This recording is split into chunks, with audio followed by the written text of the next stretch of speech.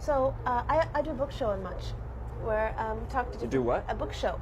Oh. Talk to different people about favorite books that you've read and how it's inspired you, or what you learned from it, or something like that. Mm-hmm. So do you have a book that that comes back to you every once in a while?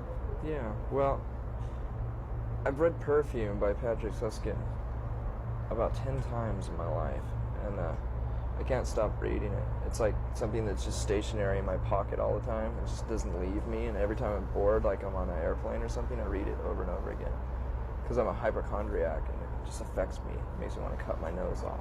What's the book about? It's about this perfume apprentice in France at the turn of the century, and he is just disgusted basically with all humans, and he just can't get away from humans. So he goes on this trek, this walk of death, where he goes into the rural areas where there's woods all over the place in the small villages, and he only travels by night, and he just, every time he smells human, like a fire from a far off way, he'll just get really disgusted and hide, and he just tries to stay away from people.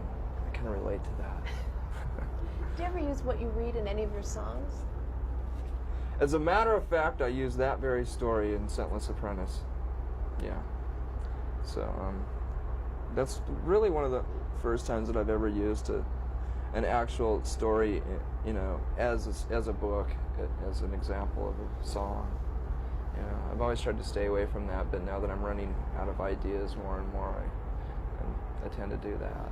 Is it hard when you spend your whole life doing the first few albums, and then suddenly everybody needs your attention, you have to do interviews, you have to travel around, and suddenly is it hard to come up with ideas? I don't know. I've just noticed that people expect more of a thematic angle with our music. They always want to read into it. And before, I was just using pieces of poetry and just garbage, just stuff that just would spew out of me at the time. And a lot of times when I write lyrics, it's just at the last second because I'm really lazy. So, and then I find myself having to come up with explanations for it, So I thought I'd, prevent that this time and actually have an explanation for some of the songs at least. There's a lot of baby references in all the songs. I didn't think there would be, but you have like wombs, baby's breath, baby throw up, baby throw up. Baby, there's baby everywhere. Lying. This is obviously have become a huge part of your life. It has been a part of my life before Courtney was even pregnant, though. I've always been just fascinated with medical texts and charts, and I guess I secretly want to be a doctor or something. I don't know, or a person that works in a cremation factory. I don't know. I've always liked anatomy. Ever since I was a little kid. When I first got that little model of the Invisible Man, or the Visible Man. It's just something I really like.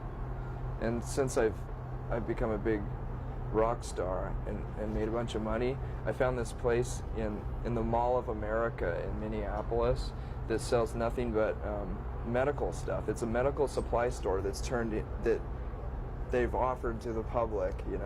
It's really great. I bought all these fetuses and anatomy men and charts and stuff, and it's like a dream come true. Because I've always been really poor, and if I could find something like that in a secondhand store, I'd barely have enough money to buy it, and a lot of times I couldn't buy that stuff, so I just went on this rampage of buying all this stuff, and I think I've overused it, for like pictures for the album, and I don't know, I just went overboard on it. The old saying that you can't buy happiness. You think that's true? Well, yeah, you can't buy happiness. I mean, that made me happy for a little while. But, I mean, I was just probably almost just as happy with, I don't know, I look back on going to secondhand stores and stuff like that and finding a little treasure like that. And that actually meant more to me because it was more of a stab in the dark in a way, because you didn't know if you're going to be able to afford it, and you don't know what you're really looking for, and when you find it, it's more special to you rather than having $1,000 and going into a store like that and just buying the whole store. It's not as special. because you've achieved so much success, I mean, so quickly, so surprisingly, you've had a baby, you're married. What excites you now? My baby, my marriage. I don't know. I still like playing too. Yeah. I mean, Chris and Dave and I haven't changed at all. I mean, believe it or not, we get along just as well as we ever did. You know, we're just as the same passive aggressive people as we used to be. You know, we never fight. And when we're pissed off at each other, we just hold it under our breath and have respect for one another in that way. You know, it's just, it's easier to work that way, you know, because we have a mission, I guess. How do you personally cope with having relationships, private relationships that are always being scrutinized publicly? It must be really difficult. Well, it is, but I mean, I still have a lot of the same friends that I used to have, so they don't seem to mind, and that isn't ever really exposed too much. You know, no one writes about how me and my friend Dylan walked down the street and did whatever, but yeah, but they rip apart you and Courtney. They love to do that. Yeah, I don't know why, but you know, we're just I don't know. I guess like my ego could be talking right now and I could say, well, we're interesting people, you know, but I think we're just easy scapegoats. It's just, you know, it started with something and then, you know, people just pick up on it and carry it along and we turn into cartoon characters, and there's nothing I can do about it really, you know. I can threaten to sue and, you know, try to you know, bring up libel laws and stuff like that to people that write shit like that about us, but, you know, if you've ever looked into that, it's pretty much a lost cause. You have to have a lot of money to do that. And, you know, I could spend the money that I earned last year all on fighting the Vanity Fair piece, you know, and they'd end up winning because they have more money, you know. So there's a magazine in Canada that incorporates itself for each issue, and then it goes bankrupt on each issue so that it could write whatever it wants and no one could ever sue them. Wow, that's a pretty smart thing to do. Yeah, yeah, it is. That kind of reminds me of how a lot of stations in the States got a hold of our new album, but it was like someone had anonymously sent them like 5th generation cassette copies of our new album, and in order for them to play it, they started on the weekend at 5 o'clock, like on Friday nights. That way they could play it throughout the rest of the weekend without having a counsel, you know, sue them. And I don't know, that's kind of smart, you know. It's free publicity for you anyway. Ultimately, the album's going to come out. That's true, but the thing is that there's been so much controversy about how bad the record sounds, you know, and how lo-fi it is. And to hear it like that compared to all the other songs that were on the radio that night, it really disgusted me. And it pissed me off because it sounded terrible. It sounded really, really bad. And then everyone that heard it that weekend is going to say, yeah, you're right. Okay, the stories are true. Then the Ron album really sucks and I'm not going to buy it, you know. So it just kind of bothered me. But we took care of it. What'd you do? Well, I thought maybe we should hire a lawyer to stop them to do it. Then instead I just decided to hire a hitman. Pardon me? Nothing. Erase that. No, we just called them up on Monday and told them to stop. And they went, oh, okay. Well, our lawyer did that. Yeah. Isn't that a weird world for you to suddenly have lawyers and like people who do stuff like that for you? Yeah. It's totally unnecessary too. If we weren't in this position, we wouldn't need lawyers, you know. It's total unnecessary, and we have to spend a lot of money just to protect ourselves all the time, and it's just stupid. When did that first hit you? When did you realize that you're going to need some people on your team to protect you from the vultures? Too late. You know, much after the fact, after we'd already been damaged to a point where it, you know, almost didn't do any good, you know. But I don't know, it was just a weird realization one day, you know.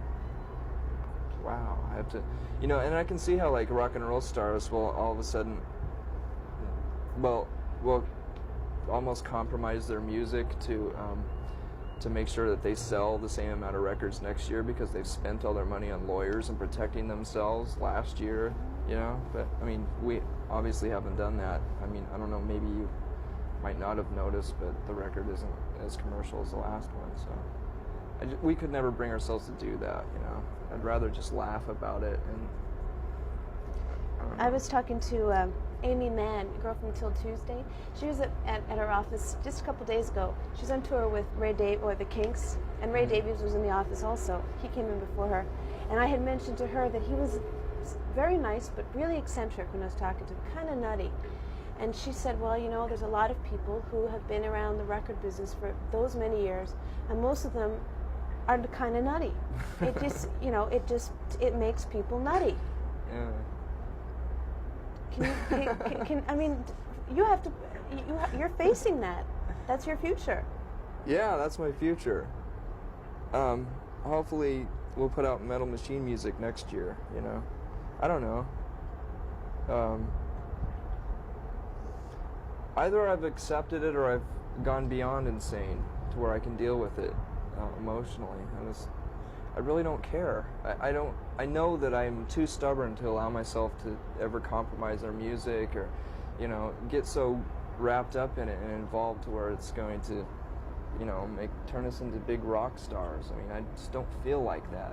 Everyone else accuses us of it, but, you know, we're Everyone not else is as jealous. popular as everyone thinks, or we're not as rich as everyone thinks, you know? It's just, we've always had a good sense of humor. I don't think that's been translated very well, you know, but we'd rather laugh about it. Ha ha ha. You know what really surprised me though is you're pretty bright, and your lyrics are, and just your whole stage persona is pretty angry, angst-ridden, frustrated. I mean, you see the world for what it is. Did you ever have second thoughts about bringing a child into the world the way it is? Oh yeah, absolutely. Yeah. I really can't describe what changed our attitude so fast. I think, you know, I really was a lot more negative and angry and everything else a few years ago, but that had a lot to do with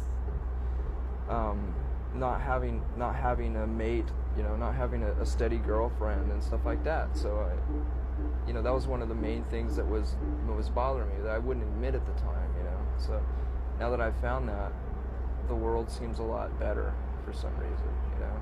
It really does change your attitude about things, you know. I mean, 4 years ago I would have said, you know, the classic thing like, you know, how dare someone bring a child into this life, you know. It's completely a terrible way to go, and, you know, the world's going to explode any day and stuff like that. But once you fall in love, it's a bit different. I don't want to know about it. Stop. George and I are not in the best love situations right now, so we're going to stop talking about that. We'll change the subject. What I want to talk to you about. I'm not boasting about it. It's just No, it's something nice. that's really It's really nice weird. that you can talk about it. That, you know, that you have something like that to talk about. It's nice. You know, You hold this for a while? Do you mind? I'm feeling a little weak. You know that this whole grunge thing, that this in quotations grunge, all I want to know is, where did the term come from? I have no idea. I think some of the rumors are that Jonathan Poneman said it one time sarcastically, and it just caught on. Who's that? He's one of the head honchos at Sub Pop Records. But, no one set out to market this music as that, you know. Just, you know, that's what happens when the media catches on. You know, they have to call it something. I like it as much as new wave. I would have been proud to be a new waver, you know, 15 years ago. Oh yeah, well, we were about the same age. I was into new wave, absolutely. Do you think you Me have too. some of the same? Is there anything the same between your music and new wave? I think so. Like what? Well, like, you know, new wave was just a progression from punk rock and a mutation of punk rock, you know, and it was more commercial and more palatable, you know. It had, you know, punk rock roots, and it was easier to swallow for the media and middle America and the middle of the world, and it's just, you know, that's what I kind of think about our music. Are you worried about a Nirvana backlash? Hasn't that already been over with? Hasn't that already happened? I don't know. Sure. No. I don't know. Okay. What else I want to talk to you about? But we're getting more new wave as the days go by. I think we're going to reinvent new wave and bring back breakdancing. I'd really like to bring back new wave and breakdancing, you know, meld it to something. I don't know. That's what our new music is sounding like. We're using a lot more effects boxes, and we haven't resorted to skinny ties, but I think our music's, you know, this album's like the closing of the chapter of the formula we've been using, you know. It's like grunge is really kind of boring for us, you know. It's something we can't deny, and we're not going to stop playing the old songs live. Whoops. And but you know, our tastes are just changing so rapidly that we're really experimenting with a lot of stuff, and it might get too indulgent and be really embarrassing for the next album, but we can't put out another album, and this is just like the last chapter of 3-chord grunge music for us. And it was an easy thing to do and a safe thing to do because we knew it's still popular, you know, but we had to get it out of our systems. How come you are so nice and you seem so comfortable with yourself? Something must have really happened in the last couple of years. Is it just falling in love? No. What happened? I've always been a nice guy. Maybe you were afraid to show it before. How's that? Well, I don't know. You've never met me before. I never met you before, but I know that other people who have had the opportunity to interview, and they said, oh, he hates doing interviews. He's not going to want to talk about anything. Well, and I said, well, you know, whatever. Who knows? And you're just like exactly the opposite of... It just depends on what mood I'm in, really. Yeah, I'm kind of a moody person, and a lot of times when someone has had the chance to talk to me, I've probably been on tour, or I've probably gone through an exhaustive time where I've talked about myself for hours and hours, and this week I haven't had to talk about myself very much, so lucky probably me. more cooperative. I think one of the interesting things about Nirvana that you don't really talk about that much is that you're very concerned about sexism. I like that. That's good. So how do you make people aware of that problem? By writing songs as blunt as Rape Me. Having to resort to doing something like that is almost embarrassing because